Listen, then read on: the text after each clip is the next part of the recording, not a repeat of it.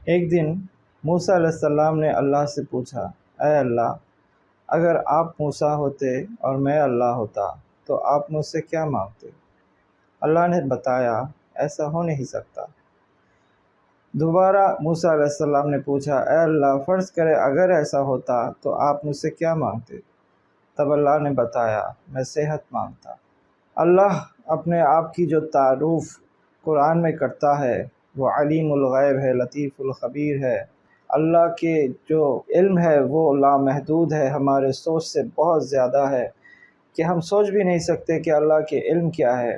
ایک بار موسیٰ علیہ السلام نے جب خضر علیہ السلام سے ملاقات کیا، ان کو جب رخصت ہونے لگے تب کہا، ایک کوے نے چوچ میں سمندر سے تھوڑا سا پانی لیا۔ تب موسیٰ علیہ السلام کو خضر علیہ السلام نے کہا کہ آپ کا علم اور میرا علم اس چوچ میں جتنی پانی ہے اس کی برابر ہے، اور اس سمندر میں جتنی پانی ہے اللہ کے علم کے برابر ہے۔ تو ان دونوں کا علم ملا کے اگر کوے کے چوچ کے برابر کا ہوتا ہے اور اللہ کا علم اگر سمندر کے برابر ہوتا ہے تو ہم سمجھ سکتے ہیں کہ اللہ کا علم کتنا وسیع ہے۔ اور وہ علم و حکمت کے بادشاہ کیا فرماتے ہیں کہ اگر میں موسیٰ ہوتا تو میں اللہ سے مانگتا کہ مجھے صحت عطا فرمائے۔ بھائی، اس بات سے پتہ چلتا ہے کہ صحت اس کی کتنی اہمیت ہے۔ اللہ کے رسول نے فرمایا، ایمان کی نعمت کے بعد سب سے بڑا نعمت ہے صحت۔ اللہ نے انسان کو پیدا کیا، اللہ پاک سے بہتر انسان کو اور کون جان سکتا ہے۔ انسان اگر کوئی مشین بناتا ہے، کوئی گاڑی بناتا ہے، کوئی کسی بھی چیز کو اگر بناتا ہے تو وہ اس کے بارے میں بہت کچھ جانتا ہے کہ یہ فنکشن کیسے کرتا ہے، اس کے لیے کون سا چیز بہتر ہوگا، کس طرح سے اس کو یوز کرنا چاہیے تاکہ یہ ٹھیک رہے۔ جو جس چیز کو بناتا ہے اس کے بارے میں اس سے زیادہ بہتر اور کوئی جان نہیں سکتا۔ تو اللہ رب العزت نے انسان کو بنایا، انسان کے اندر چھپے جذبات، اس کے سوچ اور اس کے پریشانیاں، اس کے جسمانی بیماریاں اور طرح طرح کی ہر چیز کے بارے میں اللہ سے بہتر اور کوئی نہیں جان سکتا۔ کل میں نے ایک ویڈیو اپلوڈ کیا تھا جس میں نے کچھ ایکسپرٹس کے کچھ ایڈوائس میں نے وہاں پر کوٹ کیے تھے۔ ہماری جو لائف سٹائل ہے اس کے اگر ٹھیک سے ہم اپنی زندگی کو نہ بتائیں، اپنی من کی مرضی سے چلے تو کیا کیا ڈیزیزز ہوتی ہے، ان سے کیا کیا پرابلمس ہو سکتے ہیں، ان سب چیزوں کے بارے میں نے ایک انفارمیٹیو ویڈیو کل ڈالا تھا۔ تو یہ جو ویڈیو میں نے کل ڈالا تھا اس میں جو ایکسپرٹس تھے انہوں نے کچھ اہم نقطے کو یہاں پر ہائی لائٹ کیا۔ انہوں نے بتایا کہ 3 کاموں کے لیے انسان کو یہ لائف سٹائل ڈیزیزز ہوتی ہے۔ اگر جو لوگ نہیں دیکھے ہیں ابھی تک وہ ویڈیو، کائنڈلی وہ ویڈیو پہلے دیکھ لیں اور پھر جا کے یہ باتوں کو سنیں تو آپ کو سمجھنے میں آسانی ہوگی۔ خیر، ہم لوگ آگے بڑھتے ہیں۔ تو انہوں نے جو 3 نقطہ کہا تھا وہ کیا تھے؟ پہلے تھے ان سائنٹیفک لائف سٹائل۔ ان سائنٹیفک لائف سٹائل پہلے بتا دیتے ہیں کہ لائف سٹائل کیا ہوتا ہے۔ لائف سٹائل یعنی کہ ایک انسان کیسے اس کی زندگی کو بتاتا ہے، یعنی کہ ایک انسان کیسے اس کے دن کے شروع سے لے کے آخر تک جتنے بھی کام ہے اس کو کس طرح سے انجام دیتا ہے، ان سب کو ملا کے لائف سٹائل کہتا ہے۔ آپ لوگوں نے ضرور سنا ہوگا، کہتے ہیں Islam is the complete code of life. کیوں کہتے ہیں اس کو؟ کیونکہ اسلام زندگی کے ہر فیز میں، ہر اسپیکٹ میں، ہر ایک چیز میں وہ رہنمائی کرتا ہے، وہ گائیڈ کرتا ہے، گائیڈنس دیتا ہے، کس طرح سے انسان کو کون سے کام کس طرح سے کرنا چاہیے۔ یہ تمام باتیں اسلام ہمیں سکھاتی ہے۔ ایک پرسن سے لے کے ایک قوم کے، ایک نیشنل سے لے کے انٹرنیشنل تک ہر قسم کے مسئلے کا حل اللہ نے اسلام میں دیے ہے۔ اور اس بات کو ہی واضح کرنے کے لیے آج میں اس ویڈیو کو بنا رہا ہوں۔ تو کل جو میں نے ویڈیو ڈالا تھا کہ لائف سٹائل ڈیزیز کا پہلا ریزن ہے ان سائنٹیفک لائف سٹائل، تو یہ ان سائنٹیفک لائف سٹائل کیا ہے؟ آج کا مسلمان، آج کا دنیا کا ہر شخص جو کچھ کتابی علم حاصل کر لیا ہے جس نے، اس کے پاس نبیوں کی، اللہ کی، قرآن کی، حدیث کی جو دلیل ہے، جو ایڈوائس اللہ ہمیں کرتے ہیں، جو ایڈوائس نبی اور ولی اور بزرگوں نے ہمیں کیے ہیں، ان کی اہمیت سے زیادہ لاجک کی اور سائنٹسٹ کی کاز اینڈ ایفیکٹ کی امپورٹنس ان کے اندر زیادہ ہے۔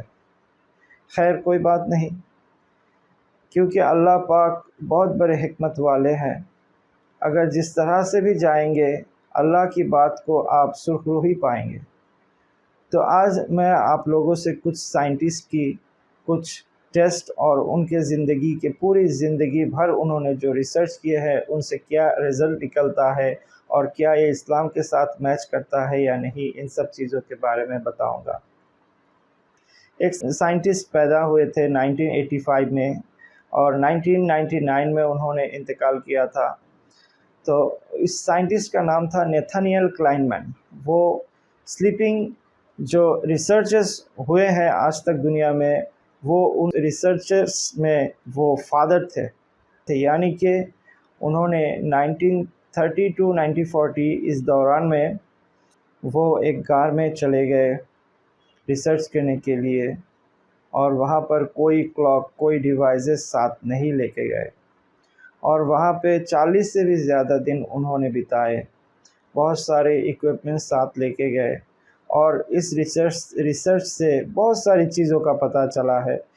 ان کی اس ریسرچ کے اوپر ایک الگ سے ویڈیو انشاءاللہ بناؤں گا، لیکن آج میں جس چیز کے اوپر ہائی لائٹ کرنا چاہتا ہوں کہ اس ریسرچ میں ایک چیز نکل کے آئی ہے کہ انسان کے اندر اللہ نے ایک ایسی بایولوجیکل کلاک فٹ کی ہے، جب رات کو 9 بجتا ہے، انسان اگر غار میں بھی ہو یا کہیں پر بھی ہو، اس کے برین میں کچھ کیمیکلز ریلیز ہوتے ہیں جو کہ ہمارے برین کے سیلز کو ریکٹیفائی کرنے کے لیے اور ہمارے نیند کے لیے، ہمارے صحت کے لیے بہت ضروری ہے۔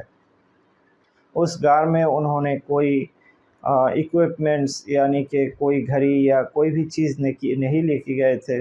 اس غار میں دن اور رات کا کوئی پتہ بھی نہیں چلتا تھا، لیکن وہاں پر بھی برین کے وہ کیمیکلز اسی وقت میں ریلیز ہوئے، اور بہت سارے چیز یہ جو کیمیکلز ریلیز ہوتے ہیں یہ ہمارے نیند کے لیے، ہمارے صحت کے لیے بہت ضروری ہے۔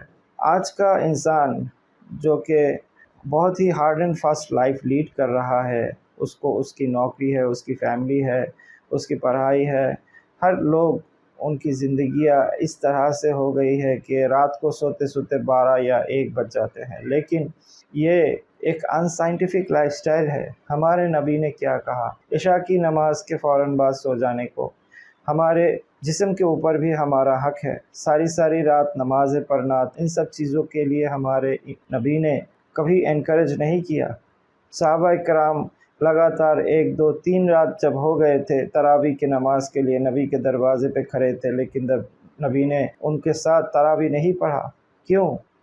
کیونکہ وہ رحمت للعالمین تھے، وہ نہیں چاہتے تھے کہ اللہ اس تراویح کو ان کے امت کے اوپر فرض کر دے۔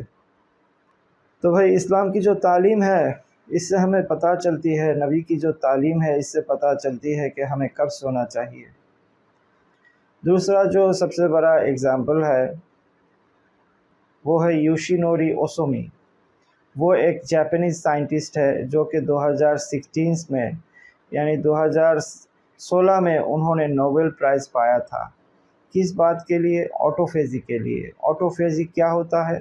آٹوفیزی یعنی کہ ہمارا جو فوڈ ہم لوگ کھاتے ہیں، ہم جو کھانا کھاتے ہیں، ہم جو روزہ رکھتے ہیں، ابھی جو لوگ روزہ رکھ رہے ہیں 16 گھنٹہ، 17 گھنٹہ، 15 گھنٹہ، کسی کنٹری میں، دنیا کے کسی کنٹری میں 17 18 گھنٹہ، کسی کنٹری میں 16 گھنٹہ 15 گھنٹہ ہم لوگ جو بنا کھائے پیے جو رہتے ہیں، اس سے ہمیں کیا بینیفٹ ہوتا ہے؟ جب کوئی بھی انسان 12 گھنٹے تک نہ کھائے، اس کے بعد اس کے باڈی کو جو انرجی چاہیے اس کے لیے وہ اپنے آپ کو ہی کھانا شروع کر دیتا ہے۔ یعنی کہ اپنے آپ کو انسان کیسے کھا سکتا ہے؟ اب ہمارے اندر جو سیلز ہیں جو کہ ڈیمیج سیلز ہے ان کو وہ ریپیئر کر کے نئے سیلز بنا دیتا ہے، اس سے انرجی پروڈیوس کرتا ہے، اسے کہتے ہیں آٹوفیجی۔ اور یہ ٹریگر ہوتی ہے جب آپ یا میں 12 گھنٹے تک نہ کھائے، اس کے بعد یہ ٹریگر ہوتا ہے۔ حدیثوں کی کتاب بھری پڑی ہے روزے کے فضائل کے اوپر، لیکن ہمیں ان کی کوئی اہمیت نہیں ہے۔ لیکن جب وہی بات، وہی کام ایک سائنٹسٹ کچھ ایکسپیریمنٹس کر کے دنیا کو بتاتے ہیں، تب اس کو نوبل پرائز دیا جاتا ہے۔ تو یہاں پر بھی اسلام کے ساتھ سائنس کا ایک بہت سملیرٹی ہم دیکھ سکتے ہیں۔ اور تیسری جو ایگزامپل ہو سکتی ہے، ہمارے نبی کی جو ایک سنت تھی قیلولہ کرنے کی، ظہر کے نماز کے بعد تھوڑا سا کھانا کھانے کے بعد نبی نے جو قیلولہ کرتے تھے، ایک چھوٹی سی اسنیپ لیتے تھے، چھوٹی سی نیند کی ایک اسنیپ لیتے تھے۔ چائنا میں آج کل دنیا میں مشہور ہے، چائنا اکنومیکلی بہت اسٹرانگ ہے، وہاں کے جو ورکرز ہیں وہ دوپہر کے کھانے کے بعد ٹھیک قیلولہ کی طرح آفس میں ایک روم ہوتا ہے ان کا، وہاں پر وہ قیلولہ کرتے ہیں۔ کیوں؟ کیونکہ وہ پھر سے موٹیویٹڈ ہو کے، پھر سے انرجیٹک ہو کے، پھر سے وہ کام پہ فوکس کر سکے، اس لیے قیلولہ کرتے ہیں۔ یہ بھی سائنٹیفکلی پروون ہے کہ ہمارے نبی کی اس سنت میں اللہ نے بہت سے اچھے چیزیں رکھی ہے، نہیں تو دوسرے قوم جن کو اسلام کا پتہ بھی نہیں وہ اس کو کیوں فالو کرتے ہیں؟ تو یہ تھی ان سائنٹیفک لائف سٹائل، جو لوگ ان سائنٹیفک لائف سٹائل کو فالو کر کے ان ڈیزیز کو انوائٹ کرتے ہیں اپنی باڈی میں اور دھیرے دھیرے مرنے لگتے ہیں۔ اگر اسلام کو فالو کریں گے، نبی کی سنتوں کے اوپر اٹھیں گے، اسلام کو جانیں گے، ٹھیک سے اس کو پہچانیں گے اور فالو کریں گے، تو ان کو یہ سب بیماریاں نہیں ہوگی۔ دوسرا جو وجہ تھا، انلمیٹڈ ایکسپیکٹیشن۔ زندگی میں اتنی خواہشات کے پیچھے بھاگنا کہ خواہشات کی کوئی ختم ہونے کا نام ہی نہ لے۔ آج ایک خواہش ہے، وہ پوری ہو گئی تو دوسری خواہش ہے۔ اس طرح سے اگر انسان خواہشات کے پیچھے بھاگے گا تو اس کے زندگی میں یہ سب ڈیزیزز آئیں گے۔ یہ میں نہیں، یہ ایکسپرٹس کہہ رہے ہیں۔ لیکن اسلام کی جو تعلیم ہے، اگر کوئی انسان اپنے نفس کے اوپر کنٹرول نہیں رکھتا تو اس کی بربادی طے ہے۔ یہ اسلام کی تعلیم ہے۔ صبر اور شکر اسلام کا بہت ہی بنیادی نقطہ ہے۔ میں جو چاہتا ہوں، میری خواہش اگر پوری نہ ہو تو اس میں مجھے صبر کرنا ہوگا، اور اللہ نے اگر کوئی نعمت مجھے دی ہے تو مجھے اس کی شکر کرنا ہوگا۔ یہاں پر شکر کرنا بھی ایک بہت بڑا نقطہ ہے کہ میرے پاس صحت ہے، میں اس کو اللہ کو کہہ رہا ہوں اللہ آپ کا شکریہ، آپ کا شکریہ۔ ایسا نہیں ہے۔ اس کے شکر کا مطلب یہ بھی ہے کہ میں اس کو مینٹین رکھوں۔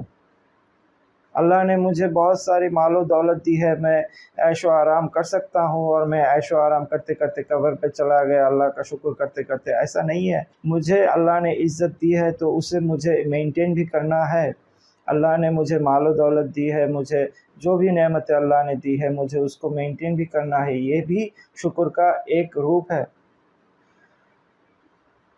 ایک انسان نے علی رضی اللہ تعالی عنہ سے پوچھا تھا، آپ کو کیسے پتہ چلا کہ اللہ ہے؟ انہوں نے کہا، میرے خواہشات کے ٹوٹنے سے مجھے پتہ چلا کہ ہاں کوئی ہے جو سب کچھ چلا رہا ہے۔ اگر وہ نہ ہوتا تو میری سوچ کے حساب سے تو یہ نہیں ہونا چاہیے تھا، لیکن میری سوچ غلط نکلی، وہی ہوا جو انہوں نے چاہا۔ تو اس طرح سے مجھے پتہ چلا کہ ہاں سچ میں اللہ ہے۔ تیسری جو وجوہات ایکسپرٹس نے کہا تھا وہ تھا اسٹریس۔ اسٹریس کا مین ریزن کیا ہوتا ہے؟ اسٹریس کا بہت سارا ریزن ہوتا ہے۔ لائف کے بہت سارے ایکسپیکٹیشنز۔ انسان کو دنیا میں سب کچھ اللہ نہیں دیں گے، اس کے بہت سارے ایکسپیکٹیشنز ادھورے رہیں گے، یہی سچائی ہے۔ ہر کسی کے زندگی کا ہر ایک خواب پورا نہیں ہوتا، لیکن اگر کوئی اپنی خواہشات کے پیچھے پاگل کی طرح بھاگتا ہے تو اس کو اسٹریس تو ہوگا ہی۔ بہت سارے جو ریزنز ہے اسٹریس کا، اس میں یہ بھی ہوتا ہے کہ کسی کو معاف نہ کر پانا، لیکن اسلام کی جو تعلیم ہے وہ فرگیونیس پر ہے۔ لوگوں کو معاف کرنا، درگزر کرنا، صبر کرنا، یہ سب چیزیں اللہ کے اوپر توکل کرنا، اللہ کے اوپر بھروسہ کرنا۔ کوئی اگر اللہ کے اوپر بھروسہ نہ کرے وہ نارمل نہیں رہ سکتا، کیونکہ اس کو چنتا ہوگی کہ اگر میں مر جاؤں گا تو میرے بیوی بچوں کا کیا ہوگا۔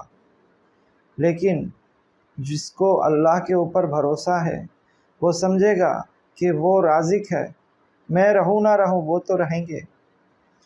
یہ جو میرے بیوی بچے آج میرے بیوی بچے ہیں، یہ پہلے ان کے بندے ہیں، پھر میرے بیوی بچے ہیں۔ اگر میں نہیں بھی رہوں گا وہ تو رہیں گے، تو اس کو بے ایمانی کرنے کی ضرورت نہیں پڑے گی، اس کو دو نمبری کے پیسے کی کوئی ضرورت نہیں ہوگی، کیونکہ اس کو اللہ کے اوپر توکل ہوگا۔ تو اسٹریس کی بہت ساری وجوہات ہیں، لیکن اسلام کے نظریات کو اگر کوئی فالو کرتا ہے، اس کو اگر ٹھیک سے اپنی زندگی میں امپلیمنٹ کرتا ہے، تو اس انسان کو کبھی اسٹریس ہو ہی نہیں سکتا۔ ابھی دیکھتے ہیں جو ایکسپرٹس نے جو ایڈوائزز کیے تھے، جو سجیشن دیے تھے، انہوں نے جو پرسکرائب کیے تھے ان ڈیزیز سے بچنے کے لیے انسانیت کو، وہ کیا تھے؟ پہلے تھے مینٹل پیس، ایک نمبر پہ تھے مینٹل پیس۔ اسلام کی جو تعلیمات ہے اس کو اگر کوئی فالو کرے، اس کا اور کچھ ہو یا نہ ہو، اس کی مینٹل پیس ضرور ہوتی ہے۔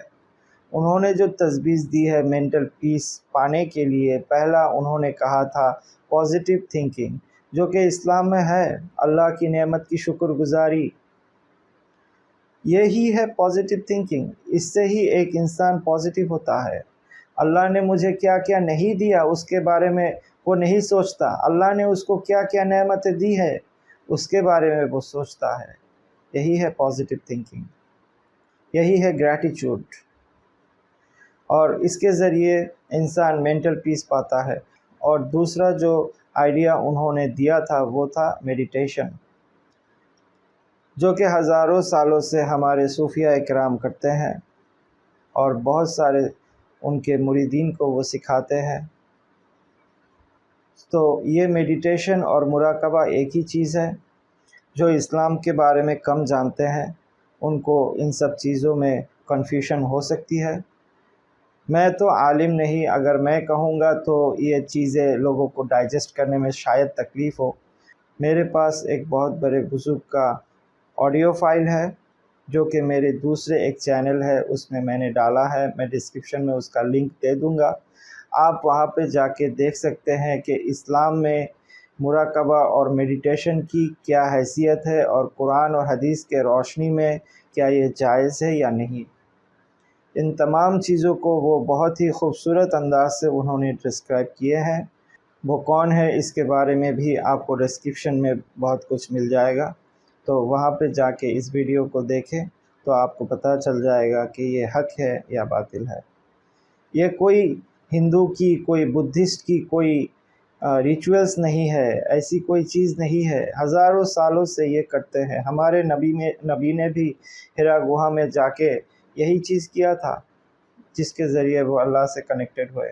صوفیہ کرام بھی اسی طریقے سے حضور پاک صلی اللہ علیہ وسلم نے صحابہ کو، پھر تابعین کو، پھر تبع تابعین کو، اس طرح سے یہ علم پھیلا ہے سینہ بسینہ۔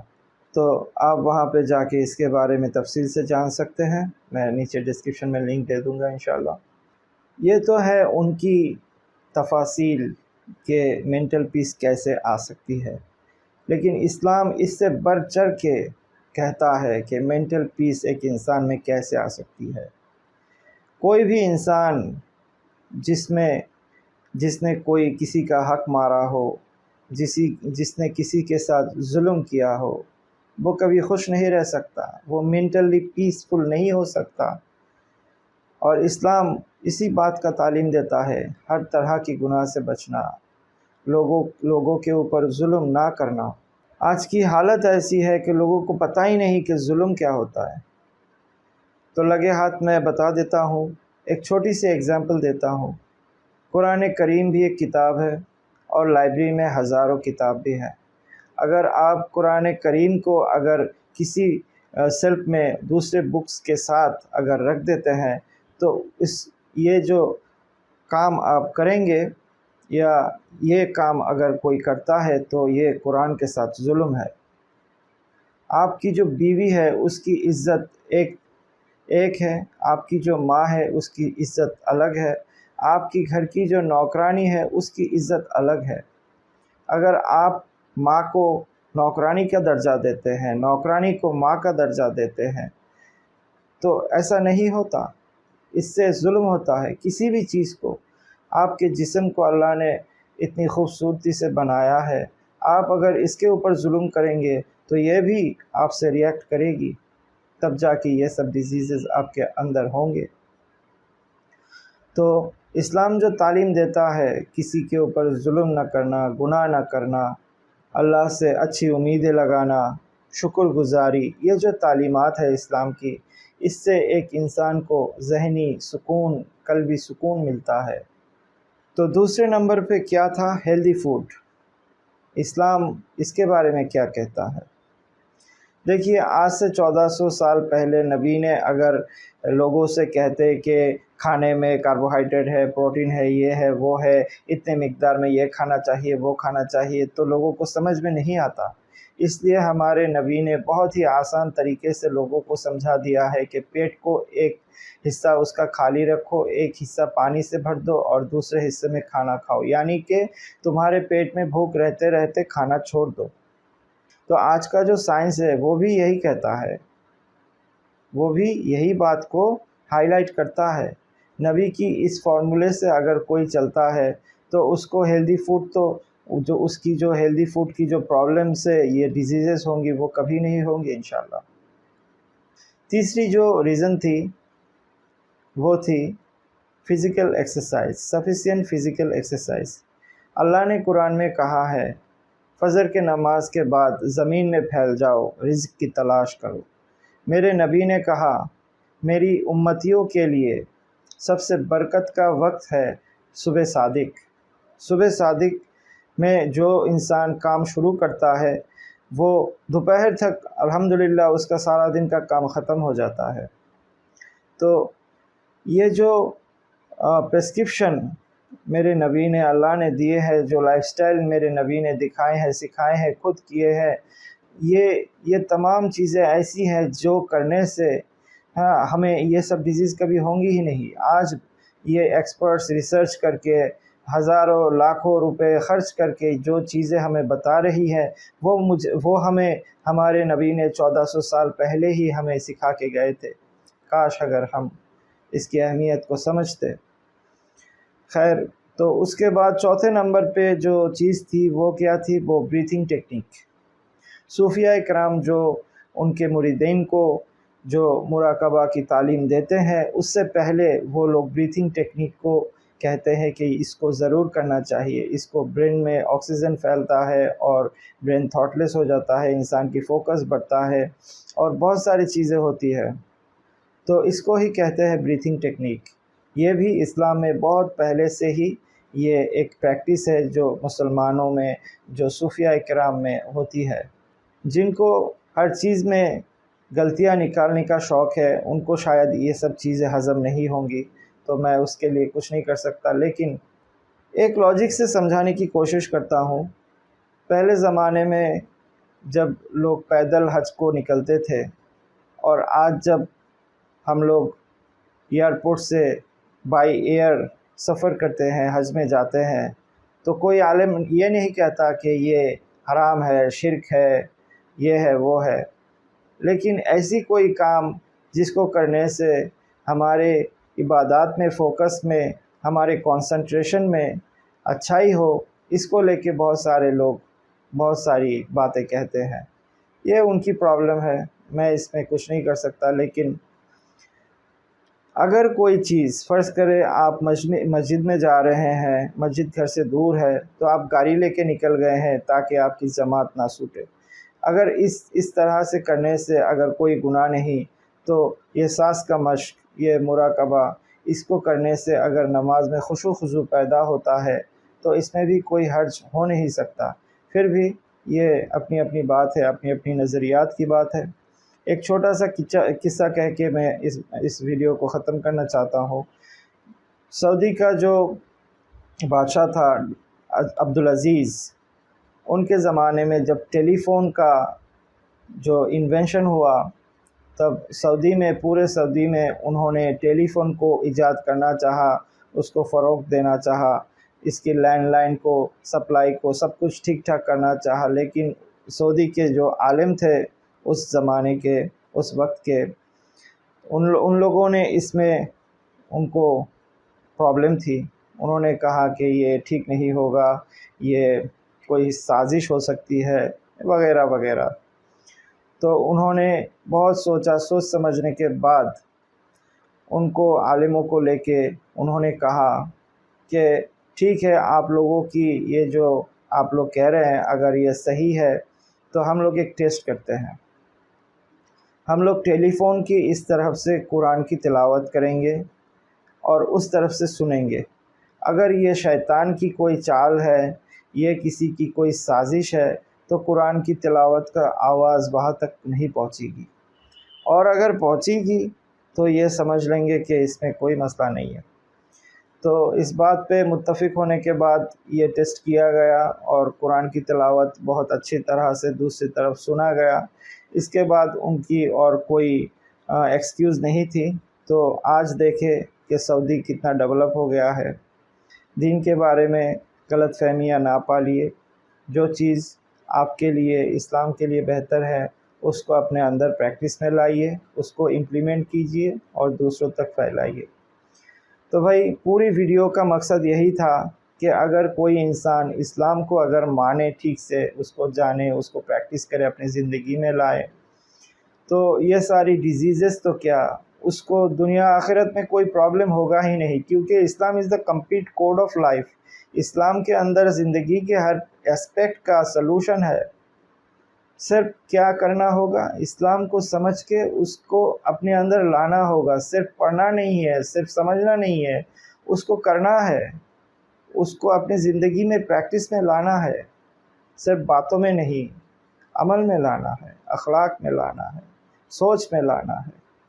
تو بھائی اسی امید کے ساتھ شاید آپ لوگوں کو میری باتیں سمجھ آئی ہوں گی اور پسند بھی آئی ہوں گی۔ اگر یہ باتیں آپ کو کام کی لگی ہے تو آپ کے دوست رشتہ داروں میں شیئر کریں، میرے لیے بھی دعا کیجیے گا۔